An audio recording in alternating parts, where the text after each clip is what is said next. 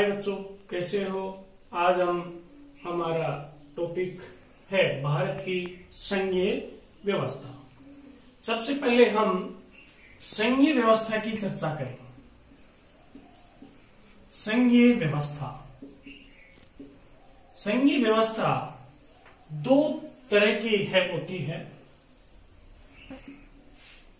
एक तो संप्रभु राज्य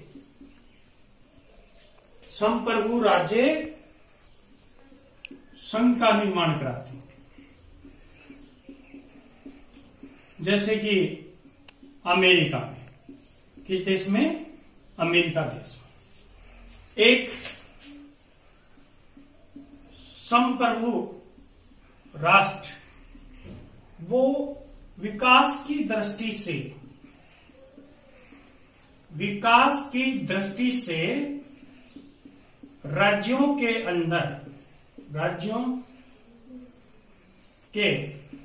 मध्य विभाजन होता है। यानी एक तो संप्रभु राज्य, वो राज्य होते हैं, उनका अपना अलग से संविधान, अन्य बातें हैं जो हम विस्तार से पढ़ेंगे। और एक दूसरा है संप्रभु राष्ट्र, विकास की दृष्टि से राज्यों में विभाजन। भारत के अंतर्गत ये विशेषता ये भारत में अपनाई गई। भारत की संघीय व्यवस्था किस देश के संविधान से ली गई है? कनाडा के संविधान से।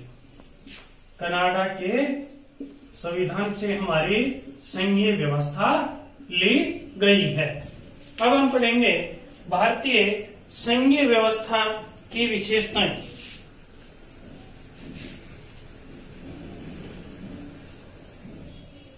भारत का संविधान संघीय व्यवस्था के प्रमुख तत्व है। संविधान, हमारा संविधान संघात्मक और एकात्मक दोनों कहते हैं। तो हम भारत के संविधान की संघीय व्यवस्था की विशेषताएं, भारत के संविधान की संघीय व्यवस्था की विशेषताएं पढ़ेंगे। भारतीय संविधान के संघीय व्यवस्था की क्या पढ़ेंगे? विशेषताएं। क्या पढ़ेंगे? विशेषताएं। पहला है शक्तियों में स्पष्ट विभाजन। शासन शक्तियों में स्पष्ट विभाजन। शासन शक्तियों में स्पष्ट विभाजन, यानी अपने देश की संविधान की जो भी शक्तियां हैं उन्हें 3 तरह से डिवाइड किया है। संविधान की 7वीं अनुसूची अनुच्छेद 246 के अनुसार, अनुच्छेद 246 के अनुसार पहली सूची है केंद्र सूची, या जिसको आप क्या कहते हैं? संघ सूची। दूसरी सूची राज्य सूची। तीसरी सूची समवर्ती सूची। संघ सूची में मूल विस्तार में संविधान में 97 विषय थे, राज्य सूची में 66 और समवर्ती सूची में 47 विषय थे। अब संशोधनों के बावजूद इनके अंदर संख्या परिवर्तित होती रहती है। संघ सूची के ऊपर कानून कौन बनाता है? कानून का निर्माण, कानून या विधि का निर्माण, इसके ऊपर संघ सरकार करती है, केंद्र सरकार निर्माण करती है। राज्य सूची के ऊपर निर्माण सामान्यतः राज्य सरकार करती है। सामान्यतः कौन सी सरकार करती है? राज्य सरकार। जब आपातकाल होता है तब केंद्र सरकार भी विधि का निर्माण कर सकती है। जब 2 या 2 से अधिक राज्यों के अनुरोध पर भी केंद्र सरकार कानून का निर्माण करती है। समवर्ती सूची पे केंद्र और राज्य दोनों, केंद्र और राज्य दोनों विधि का निर्माण करते हैं। लेकिन ये बात ध्यान रखने की है कि यदि किसी एक विषय के ऊपर केंद्र और संघ के मध्य यदि विवाद की स्थिति होती है तो केंद्र का कानून प्रभावी माना जाता है।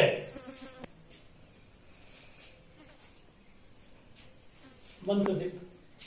शक्ति, एक शक्ति और है अवशिष्ट शक्ति।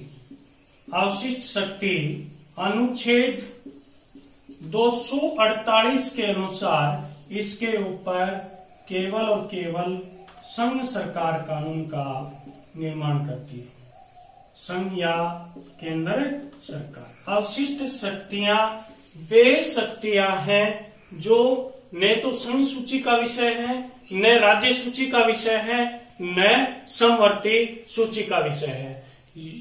राज्यसभा राज्य के विषय को समवर्ती सूची के अंतर्गत ले जा सकती है। राज्यसभा, केवल राज्यसभा द्वारा यह पारित किया जाता है कि ये देश के लिए आवश्यक है कि ये विषय समवर्ती सूची में हो, तो इसके अंदर ले जा सकते हैं।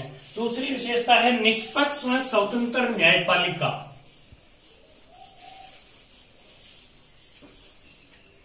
दूसरी विशेषता है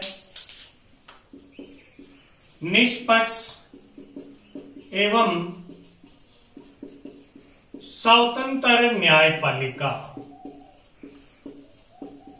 ओके, अब हमारी दूसरी विधि है निष्पक्ष एवं स्वतंत्र न्यायपालिका। यानी हमारे देश के अंदर ऐसी, क्योंकि किसी भी देश में संघात्मक व्यवस्था को सही तरह से चलाने के लिए वहां न्यायपालिका निष्पक्ष एवं स्वतंत्र होनी चाहिए। क्योंकि जब शक्तियों के विभाजन में किसी तरह का विवाद होता है तो वहां न्यायपालिका उस विवाद का समाधान करती है।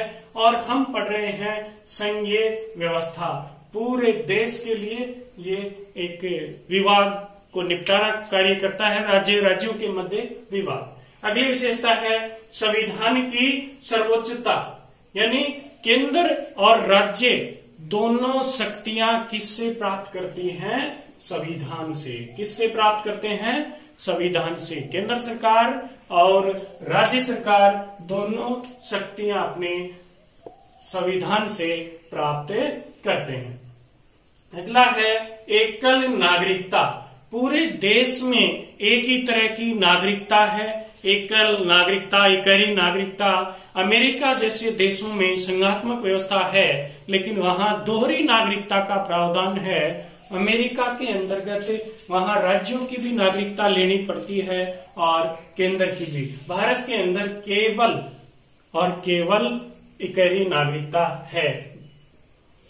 केंद्रीय व्यवस्थापिका में राज्यों का सदन राज्यसभा होता है। केंद्रीय व्यवस्थापिका में राज्यों का प्रतिनिधित्व राज्यसभा करती है। कौन करती है? राज्यसभा। इसलिए केंद्र की व्यवस्थापिका में भी राज्यों की हिस्सेदारी होती है, क्योंकि राज्य अपने राज्य की वहां की विधायिका राज्यसभा के सांसद चुनकर व्यवस्थापिका में भेजती है। जो सदन होता है वो राज्य सदन राज्यसभा कहलाता है। राज्यपाल का पद, इसके अंदर केंद्र सरकार अपना प्रतिनिधि के रूप में उस राज्य के अंदर राज्यपाल पद का नियुक्ति करता है। उसके राष्ट्रपति द्वारा इसकी नियुक्ति होती है। ये केंद्र सरकार या संघ सरकार के प्रतिनिधि के रूप में उस राज्य के अंतर्गत काम करता है। एकात्मता का प्रभुत्व, यानी पूरे देश के अंदर क्या होता है कि देश की एकता और अखंडता को बनाए रखने के लिए केंद्र अधिक, केंद्र है वो राज्यों की अपेक्षा केंद्र क्या है? अधिक मजबूत। केंद्र क्या है? अधिक मजबूत बनाया गया है। किसके मुकाबले? राज्यों के अपेक्षा, देश की एकता और अखंडता को बनाए रखने के लिए।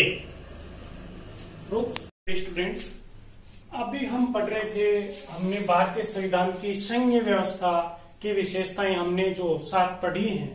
कई बार प्रश्न पूछा जाता है कि भारत के संविधान की संघीय है क्यों, तो बताइए। तब आप वो बातें लिखनी है। ये पूछ ले भारतीय संविधान एकात्म है क्या है, तो ये बातें लिखनी। कई बार ऐसा भी पूछता है बड़ा प्रश्न, भारत का संविधान संघात्मक एवं एकात्मक है, समझिए। तो आप सारे बातें, अब उसमें भी आप कहोगे कि ये संविधान सर्वोच्च था, लेकिन इसमें थोड़ी सी भाषा का हम परिवर्तन होता है। जैसे एकात्म लक्षण में हम ये इन बातों को इस तरह से समझाएंगे कि संविधान में केंद्र को अधिक महत्व दी गई, और संघात्मक व्यवस्था में अभी हमने पढ़ा कि ऐसी बातों को पढ़ते हैं जो शक्तियों के बंटवारे संबंधित बात होती है, अन्य बातों के बारे में जो राज्य के हित की ज्यादा बात होती है, जैसे राज्यसभा है, केंद्र की राज्यों में प्रतिनिधि हमने राज्यपाल पढ़ा। इसी तरह अब हम पढ़ेंगे भारतीय संविधान के एकात्म लक्षण। पहला है एक ही संविधान। पहला क्या है, एक ही संविधान, यानी पूरे देश में एक ही संविधान है। हमारे देश में राज्यों के लिए अलग से संविधान की व्यवस्था नहीं है। जम्मू कश्मीर में अलग से संविधान हुआ था, लेकिन अब उसे भी समाप्त कर दिया गया। अब पूरे देश के लिए एक ही संविधान है। जबकि अमेरिका के अंतर्गत, अमेरिका में राज्यों का अलग से संविधान है। अमेरिका में राज्यों का पृथक संविधान है। अवशिष्ट शक्ति, यानी ऐसी शक्ति जो न तो केंद्र सूची का विषय है, न राज्य सूची का, न संवर्ती का, वे शक्तियां क्या कहलाती हैं, अवशिष्ट शक्ति। अनुच्छेद 248 के तहत अवशिष्ट शक्तियों के ऊपर कानून या विधि निर्माण का अधिकार राज्यों को नहीं है, वो केवल किसको है, केंद्र सरकार को। अगला पॉइंट है हमारा कि संविधान संशोधन। संविधान के अंदर अनुच्छेद 368 के तहत संशोधन का प्रावधान किया गया है, लेकिन अधिकांश संशोधन बिना राज्यों की सहमति से, बिना राज्यों की विधानमंडलों के पारित होने से संशोधन किए जा सकते हैं। बहुत कम ऐसे संशोधन हैं जो आधे से अधिक राज्यों की विधानमंडलों द्वारा पारित होना चाहिए। इसलिए इसके ऊपर भी ज्यादा अधिकार किसका है, केंद्र सरकार का है। शक्तियों का विभाजन, जो 3 तरह की शक्तियां बनाई गई हैं, केंद्र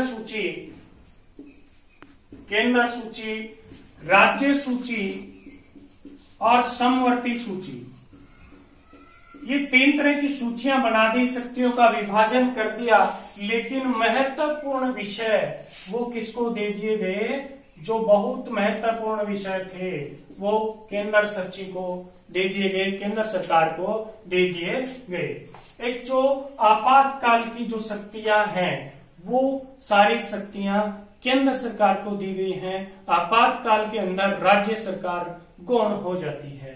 राज्यसभा में राज्यों का असमान प्रतिनिधित्व है। हमने अमेरिका के संविधान, अमेरिका में प्रत्येक राज्य से 2 सदस्य भेजे जाते हैं राज्यसभा की, वहां की जो भी सीनेट है उसके अंदर 2 सदस्य भेजे जाते हैं। लेकिन भारत में राज्यसभा की सीटों का निर्धारण किस आधार पे है, जनसंख्या के आधार पर।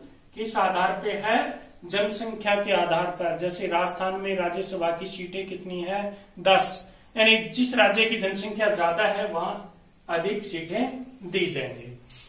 एकल नागरिकता, पूरे देश के अंदर एक ही नागरिकता है, एक ही नागरिकता है। यहां राज्यों की अलग से नागरिकता लेने की आवश्यकता नहीं है। प्रारंभिक बातों में एक रूपता, एक ही तरह की न्याय व्यवस्था है, पूरे देश में एक ही तरह की दंड व्यवस्था है। एकल संगठित न्याय व्यवस्था, जैसे अमेरिका जैसे देशों में न्याय व्यवस्था भी राज्यों की अलग अलग है, लेकिन हमारे देश के अंतर्गत पूरे देश में एकीकृत न्याय व्यवस्था है। सर्वोच्च न्यायालय, फिर उसके नीचे राज्यों के उच्च न्यायालय से अधीनस्थ न्यायालय चलते हैं। राज्यों को पृथक होने का अधिकार नहीं है। 16वें संविधान संशोधन द्वारा भी स्पष्ट किया गया कि राज्यों को पृथक होने का अधिकार नहीं है। सीमाओं में परिवर्तन हेतु राज्यों की सहमति अनिवार्य नहीं है, अनिवार्य नहीं। राज्यों का नए राज्यों का गठन, उस राज्य का परिवर्तन, सीमाओं में परिवर्तन, ये उस राज्य की सहमति अनिवार्य नहीं है। हालांकि ये जरूर है कि जो राज्य प्रभावित हो रहा है उससे राष्ट्रपति उस वहां की विधायिका से उसकी राय जान सकता है, लेकिन ये आवश्यक नहीं कि उसकी राय मानने के लिए बाध्य नहीं है। अगला बिंदु है लोक सेवाओं का विभाजन नहीं। अनुच्छेद 312 के अंतर्गत अखिल भारतीय सेवाओं का गठन है। अखिल भारतीय सेवाएं हैं और ये अखिल भारतीय सेवाएं राज्य के अंदर काम करती हैं, लेकिन इसकी नियुक्ति सारी प्रक्रियाएं ये किसके कर्मचारी होते हैं? केंद्र सरकार के होते हैं। तो ये भी एकात्म के लक्षण है। इस तरह से हमने भारत के संविधान की एकात्म भी है और संघात्मक है, दोनों बातें हैं इसके अंदर। प्रश्न कई बार एकात्म पूछे तो आप एकात्म के तथ्यात्मक बातें देंगे, हम संघात्मक पूछे तो संघात्मक, और कई बार दोनों पूछता है तो दोनों बातें देंगे। एक महोदय है केसी वीहर, केसी वीहर ने कहा है कि भारत का संविधान अर्धसंघीय है। कैसा है? अर्धसंघीय, पूरा संघीय नहीं है। कैसा बताया? अर्धसंघीय। भारत का संविधान कैसा बताया? अर्धसंघीय। अनेक आयोग का, जैसे राजमन्नार आयोग, अनेक आयोग का गठन किया गया, लेकिन महत्वपूर्ण आयोग था सरकारिया आयोग। बहुत बार पूछा जाता है कि सरकारी आयोग का संबंध किससे है, तो वहां केंद्र और राज्य के संबंध अध्ययन से। इसका गठन 1983 में किया गया, इंदिरा गांधी की सरकार के समय, और इसकी रिपोर्ट आई 85 में। इसकी रिपोर्ट आई 1985 में। इसने सरकारी आयोग ने रिपोर्ट दी कि केंद्र क्या होना चाहिए? सुदृढ़ एवं मजबूत राज्य, मजबूत केंद्र। इसने बताया मजबूत केंद्र एवं सुदृढ़ राज्य, इसकी सिफारिश दी है, मजबूत केंद्र एवं सुदृढ़ राज्य। एक और आयोग बाद में भी किया गया, पंछी आयोग। कौन सा किया गया? पंछी आयोग। पंछी आयोग का भी केंद्र और राज्य के संबंध के लिए ही है।